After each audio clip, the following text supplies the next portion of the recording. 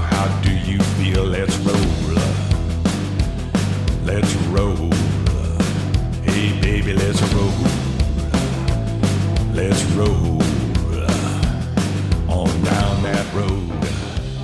You're hearing Let's Roll by Paul Rappaport, with Paul on guitar and vocals. Paul is an accomplished guitarist who first heard guitar when he was a kid in California, watching a live local TV show featuring country guitar players, a show that was broadcast from a huge LA car lot. He learned to play, fell in love with the instrument, and by high school was playing in bands. While attending college at UCLA, Paul got a job offer, a very appealing offer from Columbia Records. The position sounded good, but what really sweetened the deal was when he learned he could have all the records he wanted, for free. During his 33 years at Columbia, Paul Rappaport proved to be gifted at promotion and marketing, and at forming close relationships with artists and bands who knew him as Rapp. He gave Elvis Costello the red Rickenbacker used on armed forces. Pink Floyd asked Rapp to join them on stage at the London Arena, and he created some of the most memorable and visually stunning event promotions in rock history. All of this is told in Rapp's fascinating new book, Gliders Over Hollywood, Airships, Airplay, and the Art of Rock Promotion. Stay tuned for my talk with Paul Rappaport.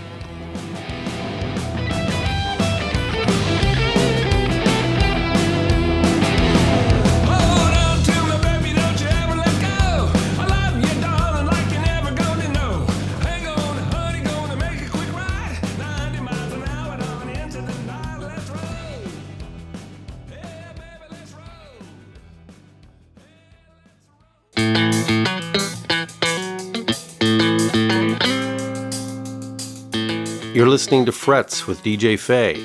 No lessons, no technique info. I just talk to people who play guitar. Stay tuned.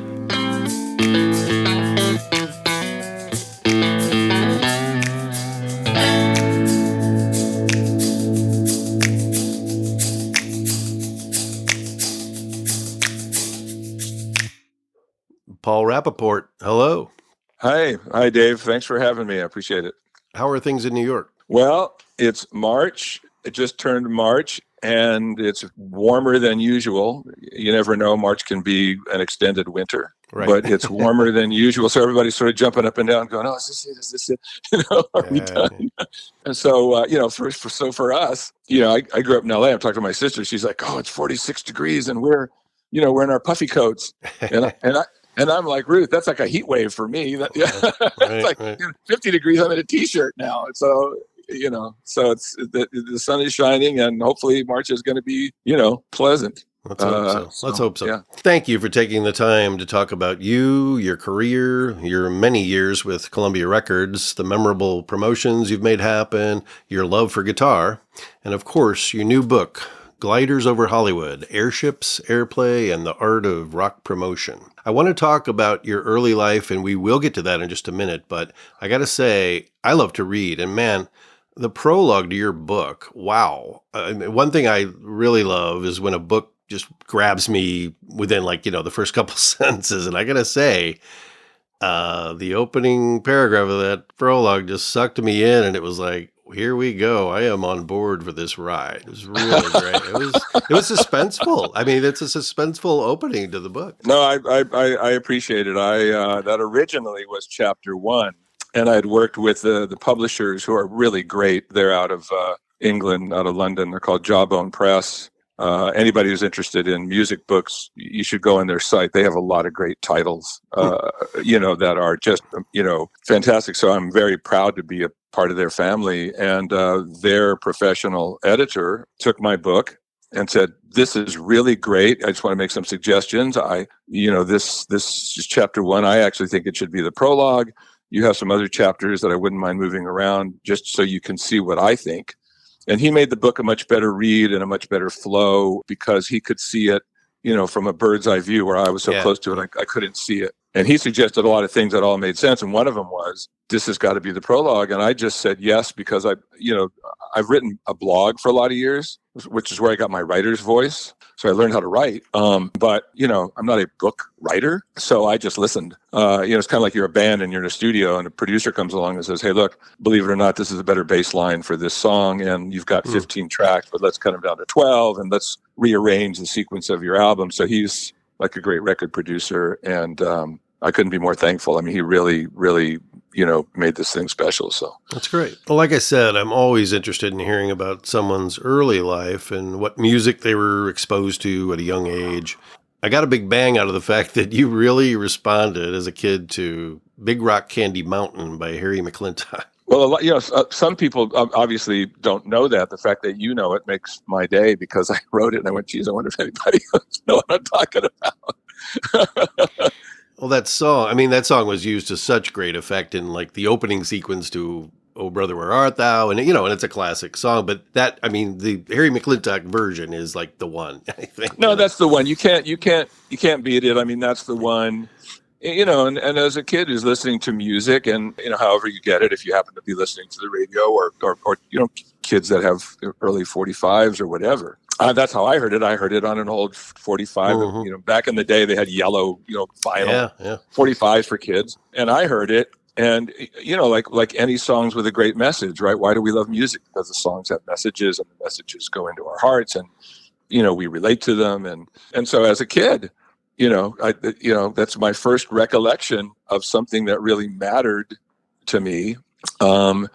And it was this wonderful story. It was like this make-believe story. And I was just way into, lemonade springs and cigarette trees. And I love the whole thing. And look, I'm just a kid. And I love the jail line, right? The jails are made of tin. You can walk right out again as soon as you are in. Well, why would a kid I don't even know about Law and Order. I just thought it was, hey man, this is great. They put you in jail and you can walk right out. So, so that one, so I right away as a child, I know that music is a big deal, for me.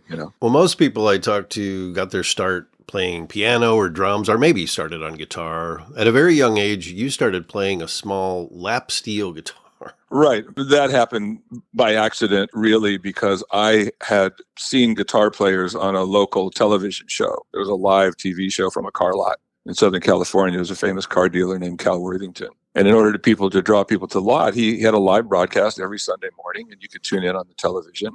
And he had up-and-coming country acts. And I thought it was great because as a kid, like I'm 7 years old, I don't drive. How am I going to get to anywhere? This is like a live broadcast. I'm being transported to this place, and I'm watching these people play. And it's not that I had a love for country or any other kind of music. It's just that was what was available. And I saw people playing guitars. And, first of all, just the whole curvy shape of the guitar appealed to me. The fact that they were all different appealed to me. It was like, wait a second, these people are playing different versions of this instrument, and each guitar has a different soul, right? As a kid, I'm seeing this at 7. I'm going, wait a minute. When this guy hits this guitar, which is smaller, it's brighter. And when they play this bigger one, it's got a lower sound. And these strings are metal strings, and those strings are a different kind. And I don't even know.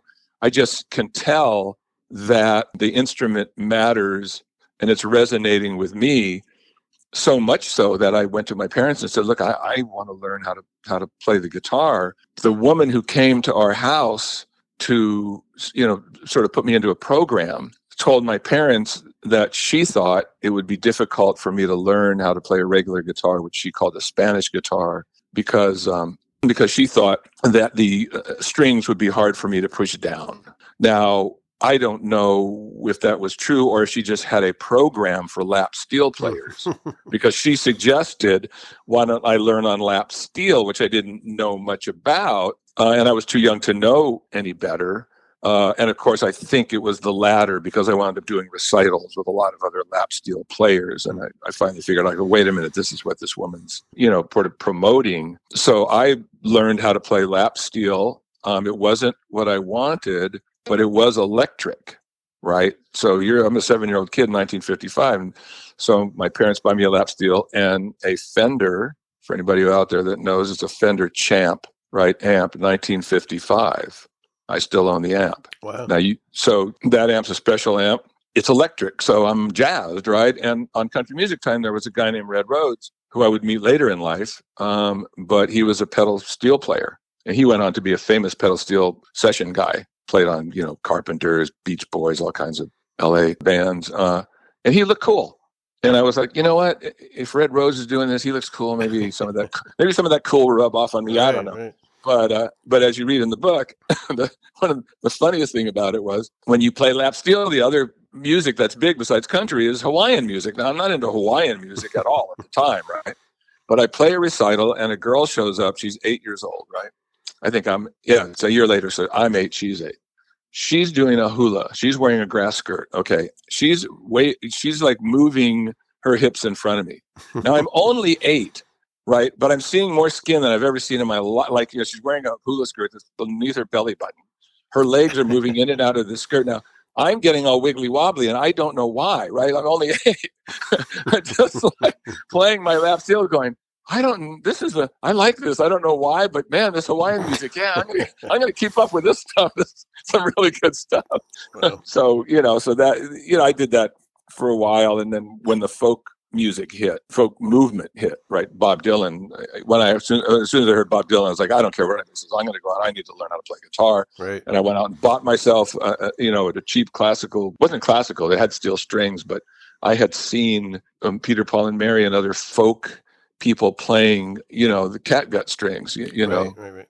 And I was like, oh no, that looks easier to play. So I literally got a file and filed the net of the guitar deeper so that I could take the metal strings off, put my own, strings on, and sort of made my own version of what I wanted. The guitar cost $14, knockoff brand called Marco Polo or whatever. And I got a music book, and just sat and made my fingers do what they're supposed to do little by little, because then there's no internet, there's no YouTube, there's no, barely people come around to talk to you, to teach you how to do it, and I didn't take proper lessons and I figured it out. So, at 14, I was like, no, I need to do this. And so I taught myself how to finger pick. I taught myself, how to play, and I couldn't get it out of my hands. I mean, I would sit there and watch TV at night with my parents and I'm fingering chords. Like whenever I could get it in my hands, I just couldn't stop it. It was like, it gets into your blood, which I suspect if you have this podcast, you must be a player. I am. So I'm going to interview you for a second. What guitar do you play? What is your favorite? My current favorite is I have a J Mascis Jazzmaster that I really like. My sort of, I guess, prized possession, since I was around 16 years old, I was determined to get a Les Paul, and I, was kind of worshiping Jeff Beck. And originally I went into a guitar shop, the same guitar shop where I took a few lessons and then I started teaching myself. But I would see him playing at the time that black Les Paul with the white pick guard. And I was like, I want one of those. So I go into this guitar shop. And they didn't have a black Les Paul, but they had a gold top. And I kind of fell in love with it. And Paul, I bought that. The price tag said $495 with case. It was the first time in my life I made 12 payments of like $45. And absolutely, to this day, I love that guitar. I would never sell it, but I've sort of been told that it's worth a lot more. Well, what year is it? It's a 69. It's a Les Paul Deluxe. And I think, was that the first year of the Les Paul Deluxe gold top? I don't really know. I'm a Les Paul person myself. And I didn't have one until later in life, but I can relate to the payments because my first real guitar was a Rickenbacker 6-string in 67. And, and I had to save up for 2 years. I'm a blue collar kid, right? I had to save up for 2 years because the guitar was $450, which is a lot of money in 1967 for a blue collar kid. So that was my first real one. So the gold top that you have, is it P90 pickups or humbucker pickups? It's humbucker pickups. It's a really sweet guitar. Yeah, so I got a reissue of the original. They did a tribute model for the original 1952. That's got P90s, which I have, which I absolutely love. And then I have a reissue, 1959. Sweet. And I got a good one. Like I found, I just happened to find it. It turned out it was a year that they made good ones. And then my other guitar that I consider a real guitar, because it is a 60s guitar, is a 1962 Les Paul Jr. Wow. which was a gift. And that's like, come on, the guitars that are made then are just unbelievable. Yeah. So, but hey, Jay Mascis, I worked with Jay Mascis for a second. He was he was a very strange dude. He is strange. Yeah. So anyway, I have the J Mascis. I've got the Les Paul that I've had since I was a kid, and I do have a Fender Telecaster I bought many years ago that I love too. Currently, that's the 3 electrics, and then I have an Alvarez acoustic. So I don't have this big lineup of guitars, but I love the ones I have. No, you don't need them. Yeah. I mean, come on. You know what? I have one acoustic guitar. Again, it was a gift. It was one of those the Eric Clapton signature Martins, which is a very sweet guitar. In fact, I got president of Columbia Records threw me a 30th anniversary party. Found out what kind of guitar I wanted that I would never buy for myself, and he went out and got it for me. I blew my mind. Wow. But I'm not a big believer in myself in owning that many guitars. I switch off between the 1959 issue and the 52 reissued gold top, and then I'll also play the junior. I mean, at the end of the day, it's your fingers. How many? I mean, in today's modern electronics, you can get almost any tone you want. Mm-hmm, mm-hmm. I mean, the joke is in my band, the other guitar player plays Fenders, and the joke is he goes, "I'm constantly trying to take my Tele and Stratocaster and make it sound like deeper, like a Les Paul. He's going for this blues grind, which is cracking me up because the Fender guitars are really made for for a different. You can do anything you want with them, but traditionally. Unless you're Stevie Ray Vaughan or, somebody else, they have a certain sound. But I recently found out how cool the Jazzmaster is. Yeah, that's nice. I never knew until I didn't realize why people like a Jazzmaster. And not too long ago, I went to a local hip guitar shop in New York, and I went, okay, give me a Jazzmaster and tell me what it is. And it blew my mind. Oh my God. I think it's like a secret that not a lot of people know. What a guitar. Yeah, the sounds, the fretboard. I mean, the whole thing is like, wow. It's my current favorite. Yep. No, I get it. I get that.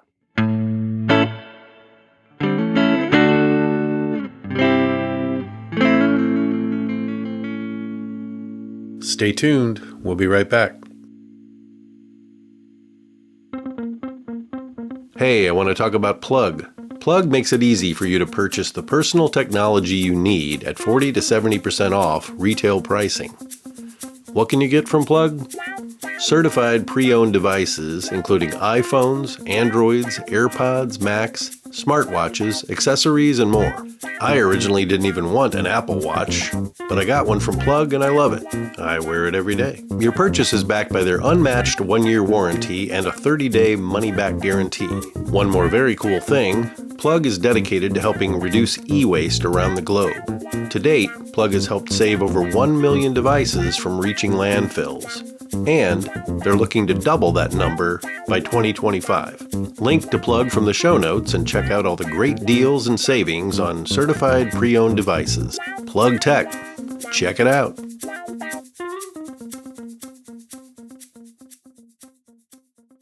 Well, when you got into your high school years, you mentioned the Carpenters. One of your classmates was a young Karen Carpenter. Yeah, it was Karen Carpenter. She was a sweetheart. And we became buddies. And I sat behind her in French class. And she knew that every time there was a test, I was going to need help. And every time there was a test, she's so great. She would scooch over to her right on purpose so that I could peek over and look at her answers. That's great. And we just hit it off. She was just really a good person, and she was a musician. And at the time, a woman playing drums was a strange thing. Yeah. In the high school band, but she didn't. It didn't bother her. I mean, that was just normal for her. She was a drummer. She liked being a drummer. She played in the high school band. She learned how to play drums from another kid in high school named Frankie Chavez. He went on to do a lot of work himself as a professional drummer. And we really didn't know much else other than we knew she was in a group, and we knew that that our music teacher, Mr. Gifford at Downey High, was a cool guy, and he was helping her. But we didn't know anything, else about her. And So when we all graduated and the Carpenters come out, like all of us were playing in psychedelic rock bands, right? And we're like, how does Karen Carpenter get a record deal? Right? Like, how did this happen? And I remember being frustrated by it. I loved her. She's a doll, right? And I loved her. And so I remember I was driving trucks for my dad in the summertime, and the big old giant, 40-foot long, like 8 speeds forward, 2 speeds in reverse. And I'm in truck driver, and I pull up to a Wallach's Music City, and when I walk in, and I just pull up for a second. I go, do you have a record by a band called the Carpenters? And they go, yeah. So it takes them a while to find it. They bring it out, and there's Karen, right, with Richard on the front. It's like, and I'm freaking out, and I'm throwing a fit in Wallach's Music City, and going, I can't believe it. Are you kidding me? These guys get the record deal? What? After all man, my band was so good, blah, blah, blah, and they're looking at me like I'm crazy, right? And I storm out of Wallach's Music City, and they go, well, don't you want the album? And I go, no. That's funny. But when we heard her sing, right, we were like, we didn't know she could sing. She was just a drummer to us.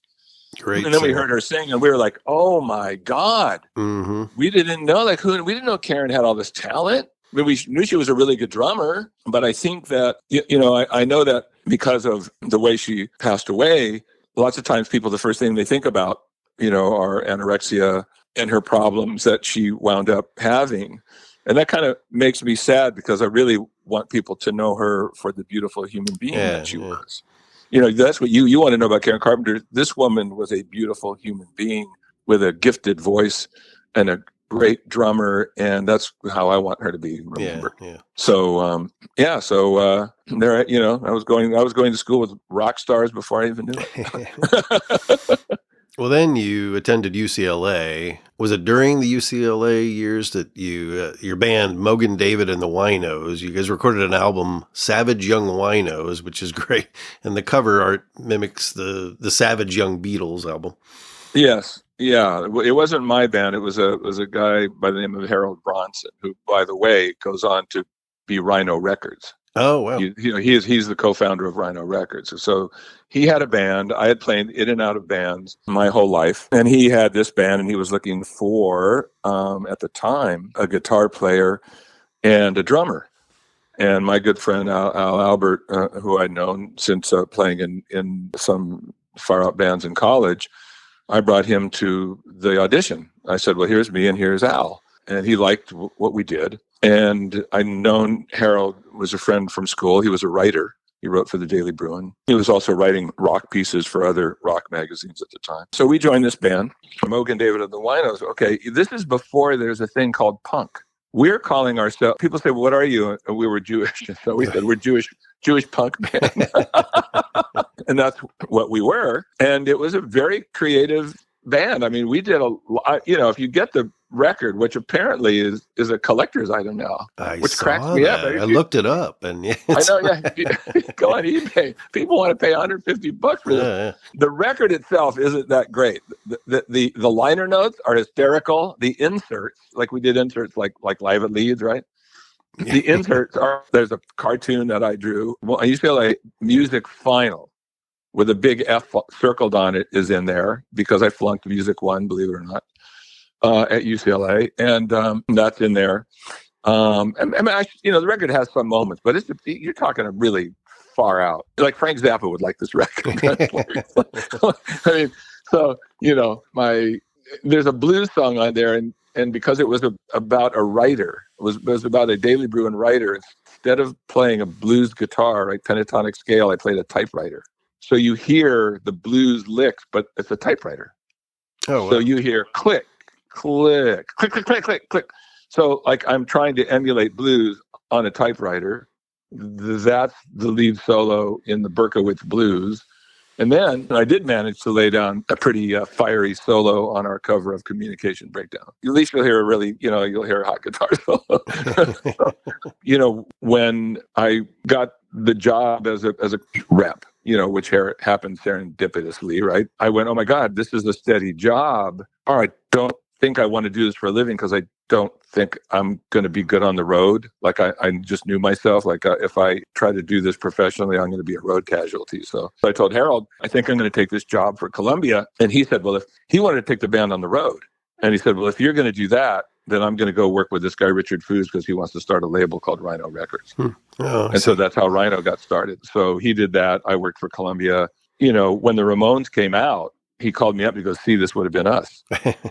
and who knows? I mean, maybe. I said, Harold, you know, I don't know, and he doesn't know, but neither one of us are, you know, we're complaining because we were both doing very well in our respective areas. Right. Well, part of the appeal of this job offer from Columbia Records was they were offering you free records and a camera and a stereo. Yeah. Seemed like a pretty sweet deal. Well, I will tell you that the sweetest thing was the free records. Nice. You know, because you're a blue collar kid, records are a luxury, even at $3 a pop, right? Oh, I mean, you know, it's like that's a luxury. And if there's radio, and you're hearing all this music on the radio, you don't have to buy albums. I used to enjoy going to parties and dances where a friend of mine had a huge singles collection, and we listened to his singles. So I just never bought a lot of, you know, records because that was just like that would be a luxury. So, you know, forget the camera and the stereo. I mean, when I was on the phone with the guy that would become my first boss, I had gotten a phone number from a fraternity buddy of mine. Somebody had called the fraternity, said they were looking for a part-time person to work for Columbia Records. They handed me the phone number and said, well, we think this is you, right? Because they knew me because I had a stack of amps and kept them up at night playing my guitar. So I called this fellow on the phone and I said, hi, you're looking for a part-time person in Columbia Records, blah, blah. And I said, it might be me. I'm very much into the music. I'm the kind of guy that knows all the players in Janis Joplin's band. I'm deep into it. And I said, how does it work? You know, because I am a student, right? And I can't spend all my time working for a record company. And he said, well, you know, you get like $15 a week, or it was $15 a week or every other week, whatever it is. He goes, next line out of his mouth is, you get all your records for free.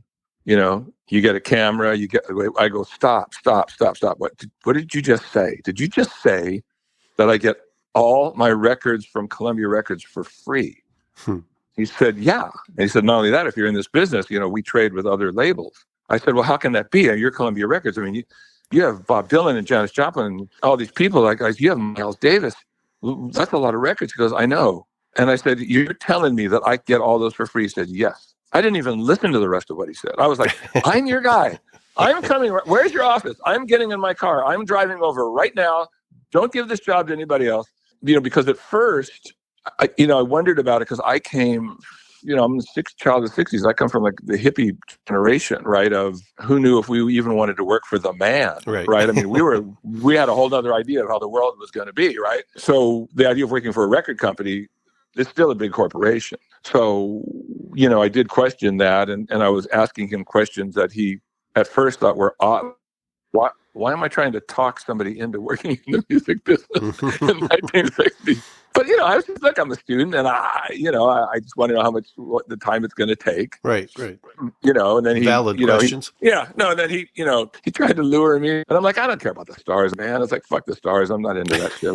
It's like, I can't believe I was talking to him without a filter. I'm such an idiot, right? So, but he saw past it, and he saw that I was a good guy, and that was the whole reason I went there. I was like, it's a big corporation, and I know all this stuff, but if you get all your records for free, it can't be that terrible, right? So all my hippie ideals are, you know, flying out of my brain as I'm just thinking about, you know, God, Miles Davis, man, they have like 36 Miles Davis albums. So that's what hooked me. And that's why I had a career that I did, because it was all, you know what, Dave, for me, it's always just been about the music. Yeah. You know, I'm not a money guy. You know, I enjoy a nice living, you know, which obviously helps. But for me, it's always been about the music. So, that's so great. You know, yeah. So, I was just thrilled to be able to work there and turn people onto music, and because that's the job of promotion. And you know. Stay tuned. We'll be right back.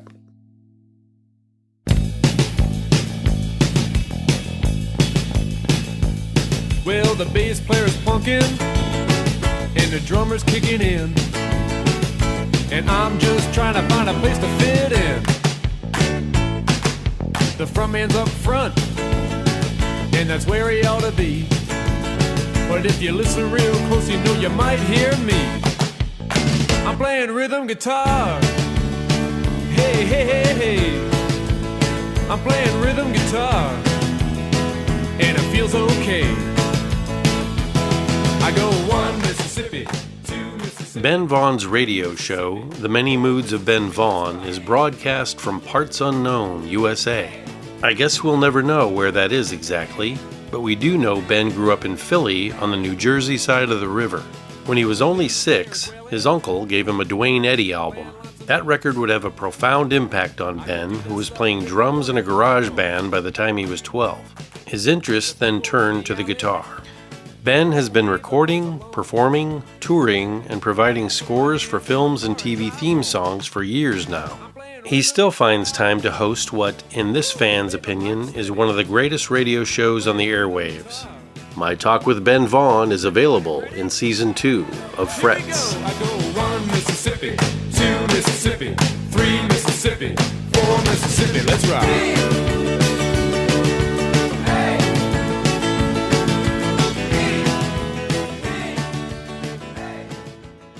Well, there are so many great promotions and projects that you brought to life, and there's one in particular, there's a lot, but there's one in particular I'd like to hear a little bit more about. And to segue into that, I have a memory I want to share with you. I was, and still am, a huge Pink Floyd fan. When I was 18, I went to London for the first time and flew from St. Louis to Gatwick and then took the train into town. So the train winds around this big curve, and I look up, and there it is, the Battersea Power Station. And for a kid in his teens who had been listening to Pink Floyd's Animals a whole lot during that period in time, I mean, I was just mesmerized. It's like, wow, that's that factory. And of course, I mean, I'm an art director. I was also a huge fan of Hypnosis and Storm Thorgerson. And so, of course, I want to hear more about you working with Storm on the Pink Floyd Airship. That would be a pleasure. So before I do that, I'm curious. So you're an art director. What did you work on, or what do you work on as an art director? I currently work for Checkmark Communications, which is the advertising and design firm for Purina. But yeah, I worked for several ad agencies in St. Louis over the years. And but yeah, as a kid, I was one of those, art students who, of course, all the album covers were just like, I loved that so much. And that's kind of what I wanted to do, was either, package design or book design or album design.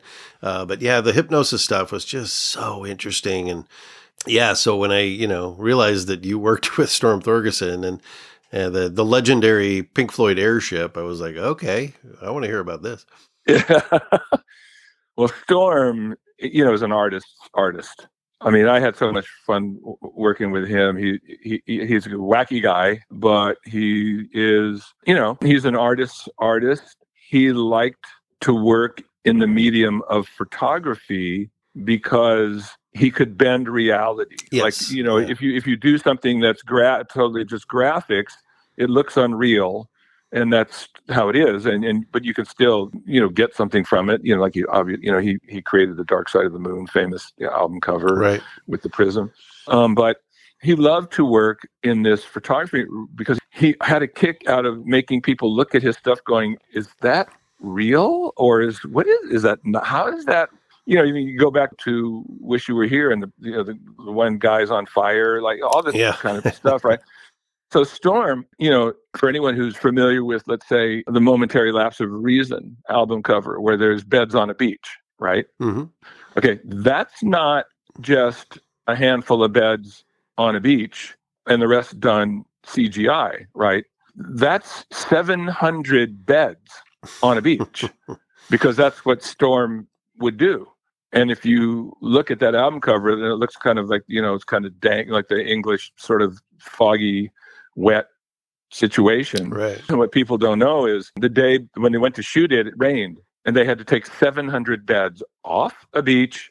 And then the next day put 700 beds back on the beach. Wow. But in those days, that's, we had budgets like that because art ruled, right? Money came as a consequence. of this great art, right? We were into the art first and the money came second. That's how things were back in the day, right? So Storm, when you see Houses of the Holy, that's not an art directed, touched up thing. Those are real kids in costumes climbing up a rock in Ireland somewhere. Okay, this is what Storm does, right? So I always had fun working with him because he's a really fun guy, and he's very, very particular, right? So this guy is, and I'll just jump ahead for a second, on the airship. What happened, in the bigger sense was, even though at the time I was doing a lot of event marketing stunts, for lack of a better word, big event style promotions, where I would get like Will Smith and make him appear out of a magic illusion, on Broadway and in front of the Virgin Megastore and stuff like that. I have a big imagination, and we had, the money, and thankfully a record company president who believed in me, who let me loose. So he had told me when the Division Bell came out, he said, "Look, I know you're not a product manager, but you're the only guy left at the label who this band knows and trusts." And I'd known them, and I'd become friends with Pink Floyd, since Wish You Were Here, that's early 70s. And I'd known them for quite a long, bunch of years, and I'd worked with them on all the albums since. And he said, "I'm going to get you somebody who is an expert product manager. That's a person in charge of making sure the record comes out. What's the cover? What's this? What's that? What's the marketing plan?" He said, there are people that's their forte. I'll give you one of those to help you, but I need you to do the big strokes, like the big, broad, imaginative strokes on Division Bell. Well, one of the things was David Gilmour wanted a collector's item. He wanted 10,000, maybe 10 or 20, I can't remember, record albums in blue vinyl. So, which was funny because they're such sticklers for sound. I thought they'd want black virgin vinyl, and I even called Andy Jackson, their engineer, and said, "Andy, this colored vinyl is not going to sound really good. Don't you want black virgin vinyl?" He goes, No, Dave. It's a collector's item. So, okay. So Storm comes over, and I show him 30 colors of vinyl. And of course, because it's Storm, none of them are good enough for Storm. So he comes over, this guy Peter Curzon, and they go into some laboratory somewhere, and they mix up their own color. Right? Now, you would laugh, except anyone who happens to own one of these blue vinyl albums, it is the prettiest, most striking blue you'll ever see in your entire life. Wow. They know what they're doing, right? So just to tell you how Storm is, plus on the album cover, Storm wanted to make sure the blue on the Division Bell sky was the best blue it could be. And he thought he might need a fifth color, which as a designer, is expensive because it's a 4-color process. And if you add another one, It was so expensive that our label prohibited that. But I told Storm I'd fight for it if need be. Actually, we had a great art director at Columbia who figured out how to make it work. But I was prepared to fight for Storm, because the other thing about Storm is if he runs out of money, and believe you me, you're talking about a lot of money. Even if he runs out of money, he'd put his own money in to make sure that the art is as good as it can be. Who does that? Yeah. Sorry, the budget's done. That's okay. I'm throwing my own money in. It's not right, and I'm not doing it until it is right. So, so he's, that's who Storm was. And, I'll never forget, I had a funny phone call from him. I'd gone to England to work with him and Dave, check out the record and talk about the packaging and everything. And he was a real stickler for this album cover. And I get back, I got a phone call from Storm, right? And I think he was in his cups, which made it funnier. And then he had this little high, shrill voice, right? Rapp. My nickname's Rappaport because my nickname's Rapp because my last name's Rappaport. Right. Rapp, Storm here. I want you to want to make sure that you realize that you or anybody else at Sony does not have the right to use my artwork unless I pass it. And maybe we won't need a fifth color, but if it doesn't look good, we won't pass it. If it's shite, we won't pass it, but maybe it'll work. And if it's not shite, we will pass it. But it might work, but it might not work. But it might work, but I don't know. But If you call the manager, don't even bother, because it will just result in him yelling at me and the situation will remain the same. So let's see how it works. Until then, keep taking tablets. Click. Okay, that's Storm. That's Storm Torgerson, okay? So I had this idea to do the Airship because I wanted to do something big. I needed, at this point in Pink Floyd's career, a lot of people already know who Pink Floyd is, but I wanted younger people to know who Pink Floyd was. I wanted everyone to know. I wanted it to be like the Beatles. Like when the Beatles hit the United States, even your grandmother knew who the Beatles were. She may not know their music, but she knew what a Beatles were, right? Right. So when the Vision Bill came, I was like, okay, this we're going next level. And when I do promotions and marketing schemes, I always try to take a page from the band, right? I want it to be an extension, a natural extension of them. I don't just want to do some big blowout thing, hey, look here, but this doesn't have anything to do with them. I want to make it an extension of them. So, what does Pink Floyd do? As you saw in Animals, they have a lot of inflatables, right? They float a pig. Mm-hmm. They have giant marionettes. We need something like this. And I happened to be sitting on, I don't know, maybe the 14th floor of the Sony building at the time, Columbia Records. I'm looking out the window and I saw the Budweiser blimp fly by. Biggest blimp in America. It's hovering over the Hudson River. It's about maybe 1,000 feet off the river, and I'm like, oh my God, that's it. We need that. And at first, I thought it was going to be a pig, and I'd called and talked to the manager Steve O'Rourke and David Gilmour, and I said, no, like you guys float the pig, like this will be a giant pig. It can fly into every city. It'll give rides to fans. We can put radio stations in the gondola, and they can broadcast live from the Pink Floyd Airship. So David loved it, but he didn't want it to be the pig because he thought that was old. He said, you guys got to come up with something new. I don't want it to be, something from the past. I want it to be something new. So I called Storm. I was like, hey, Stormy, guess what? I've got this giant blimp. And guess what? You're the guy that gets to create it. Like, you're going to do the graphics on the blimp. And he's like, oh, no. I don't do blips. No. I do movies. I do album covers. I do graphics for single sleeves. I do the posters. I don't do blips. I'm like, oh, no. You're going to do this one. And then I told him, I said, Storm, what's the worst that'll happen? You'll fuck it up and then we'll just repaint it, right? Because that's how airships were. You paint them. And he laughed. And actually in one of his books, he actually recounts that phone call, which was pretty funny. But then he took it on as a challenge, and he realized, oh, wait a second, this is a 360-degree graphic, because some people are going to see it from the side, but some people are going to see it from the bottom.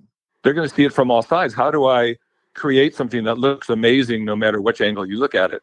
That's the genius of the Pink Floyd Airship, is Storm Thorgerson figuring that out. And so I had to talk the president of Columbia Records into it. The challenge was, if you're going to promote Pink Floyd, your marketing expenses are already $2 million with all the stuff you're going to do, right? Just anything you're going to do, marketing, in-store stuff, videos, whatever.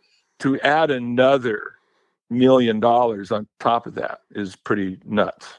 And I talked the guy who had the Airship down into $750,000. But Donnie, the president, still didn't want it. So he would see me at the end of the hall, right? This is the president of Columbia Records, would see me at the end of the hall and look at me and go, I don't want an Airship. I don't need an Airship. And then he'd run away from me. So I called Steve O'Rourke, who was the manager, and I said, Steve, I got Donnie really close. I said, look, this will be the greatest billboard ever in the history of rock and roll. It floats from city to city. Imagine if you're not looking at it and you don't know to look up. Imagine morning radio shows in it. Hey, this is Lynn Bremer from WXRT, or whoever the morning show guy was from KSHE, right? Yeah. We're broadcasting live from the Pink Floyd Airship. Yeah, we're going to be flying around, the arch, at 9:30 if you want to, wave to us. So that, I told this to Donnie, but it's just a lot of money. And eventually the national promoter said, look, the band really wants this. I'll chip in $250,000. The band wanted it so bad. They did what no band ever does. They put their own money into it. Columbia paid the rest. And I went down to North Carolina, where they build these things. And this one was the biggest one. I think it was over 200 feet. And because I'm a bit of a painter myself, I got to help, the finishing touches. The guy couldn't decide where the flames went and this and that. And so as a painter, I was like, no, this will look better this way and this will look better that way. And on his own, the person in charge of building the airship had painted the gondola pink. And it looked amazing, but I did know that the band was very edgy about things that were overt. But it looked so amazing.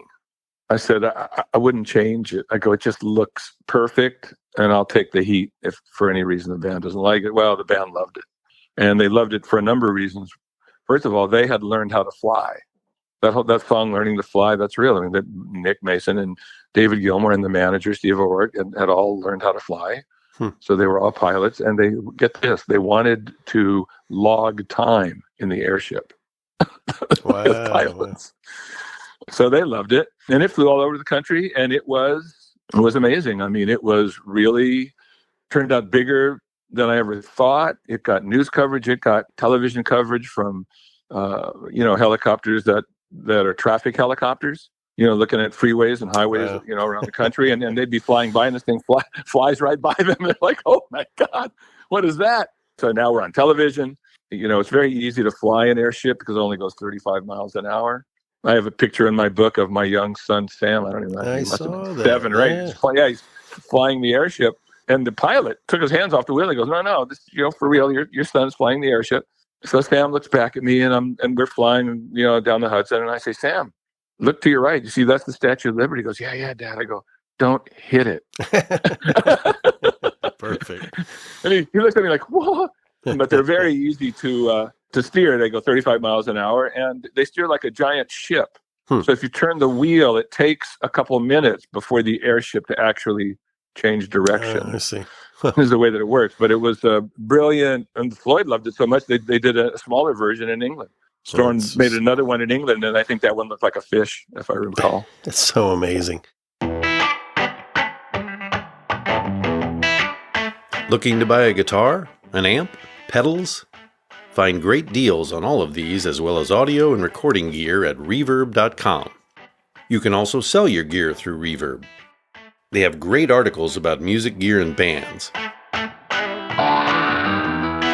And Reverb believes music makes the world a better place. That's why they created Reverb Gives, that provides youth music education programs all over the world with the instruments they need to make music. Link to Reverb through Frets with DJ Faye in the show notes for this episode.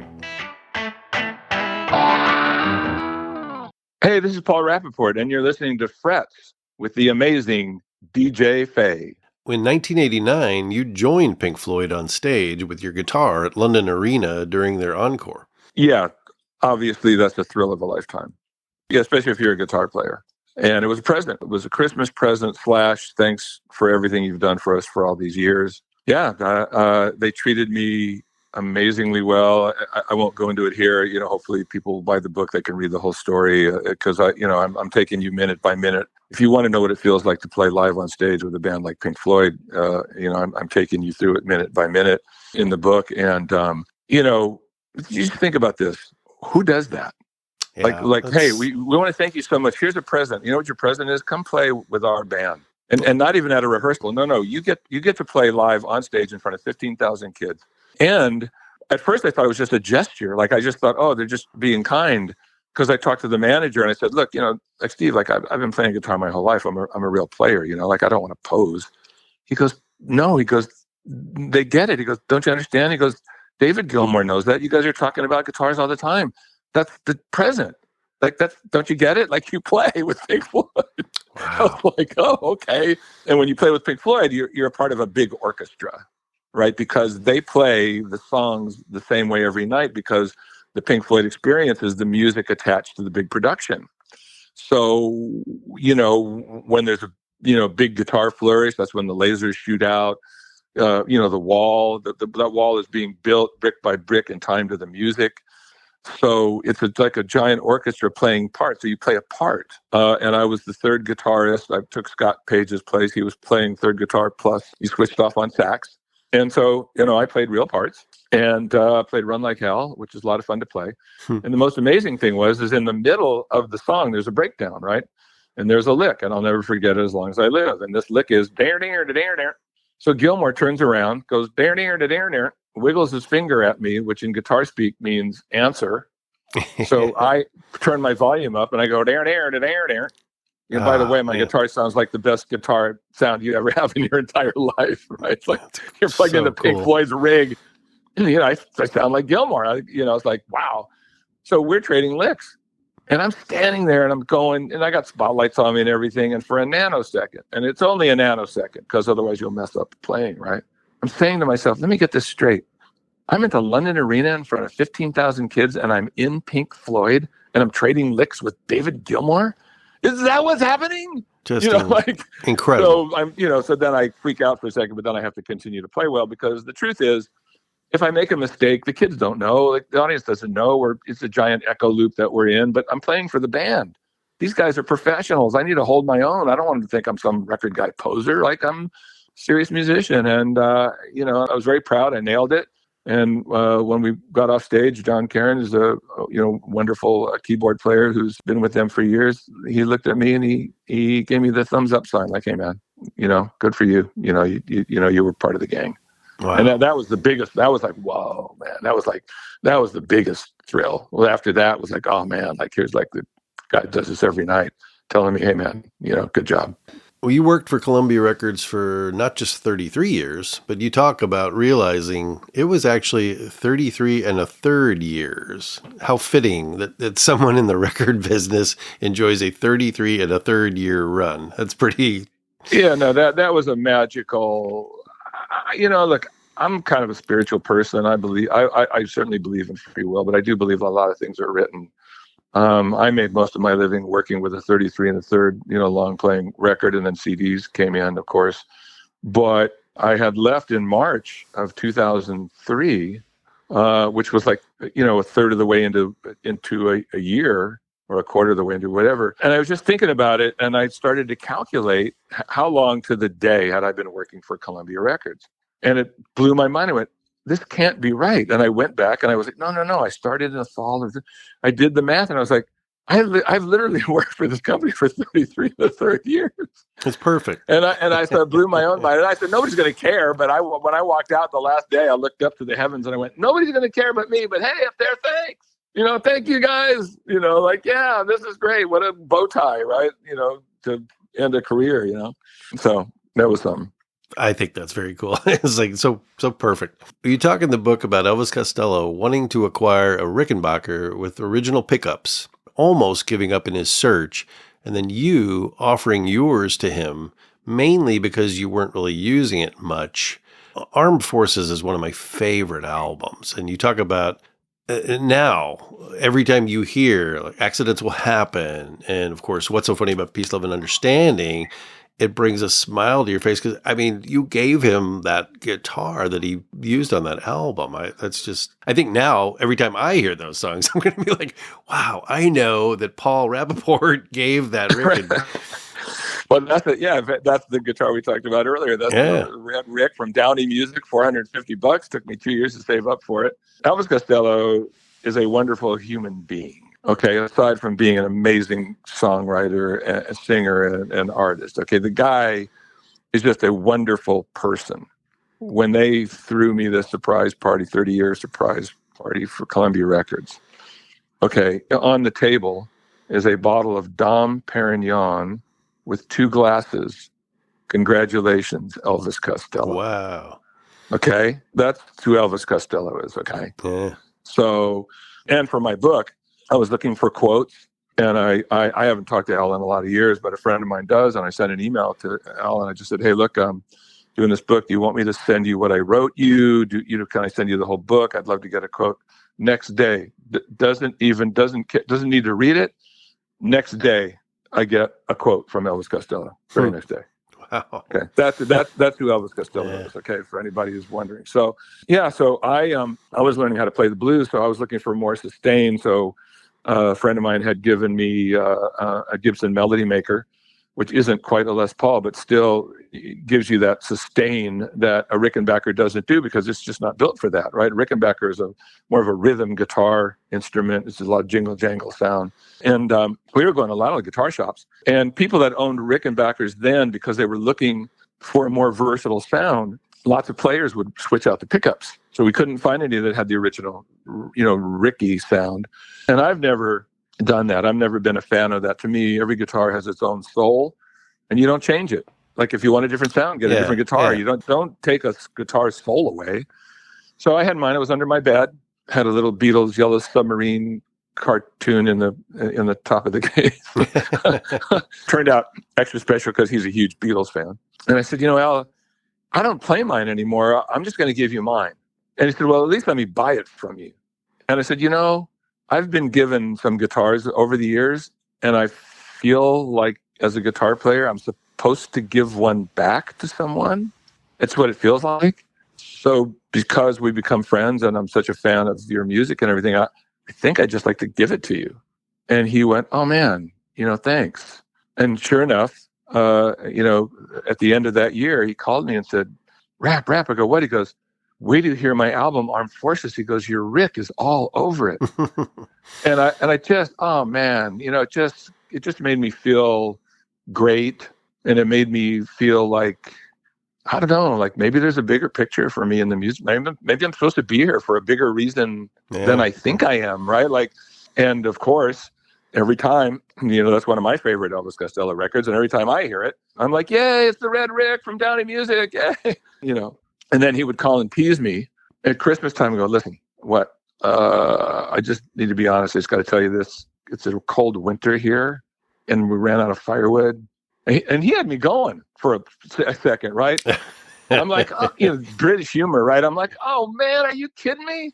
No, I just want to be honest with you. He had me going. But wonderful human being, always plays a jazz master, except when he is recording. Yeah. Maybe sometimes he still uses the Red Rick. I don't know. I saw him last year. But Armed Forces is the Red Rick. So he's a wonderful person. And, the Red Rick made it, into the Rock Hall of Fame. So that's so great. I saw him last year in St. Louis, and he absolutely played the jazz master. Fantastic. Yeah, no, that's his guitar. He loves it. That's his guitar. He loves it.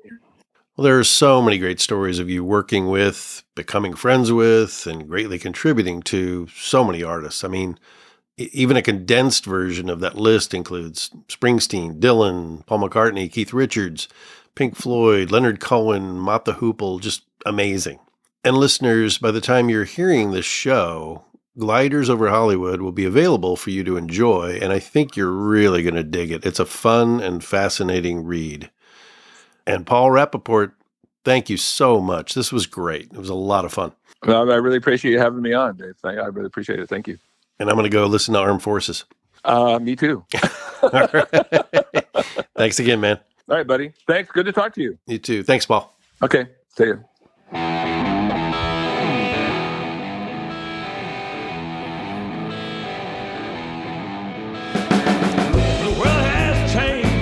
The world has changed on me. The world has changed. The world has changed on me. The world I knew. Paul's book, Gliders Over Hollywood, Airships, Airplay, and the Art of Rock Promotion is available April 15th. There's a link in the show notes for this episode. Thanks for listening, and as always, stay tuned.